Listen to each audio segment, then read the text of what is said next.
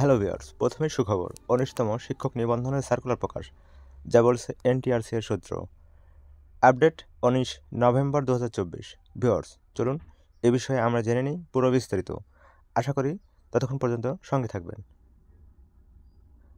১৯তম শিক্ষক নিবন্ধন circular publish.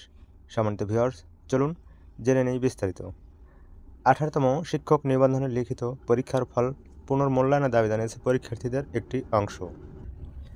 এ দাবিতে বিভিন্ন কর্মসূচিও পালন করছেন তারা। তবে নিবন্ধন নীতিমালা অনুযায়ী পরীক্ষার ফলাফল পুনর্মূল্যায়নের সুযোগ নেই বলে জানিয়েছে এনটিআরসি। এদিকে এনটিআরসির সূত্র থেকে খবর নিয়ে জানা গেল, অতি তাড়াতাড়ি অর্থাৎ নভেম্বর মাসে ১৯তম বেসরকারি শিক্ষক নিবন্ধনের সার্কুলার প্রকাশ করতে চাচ্ছে এনটিআরসির চেয়ারম্যান।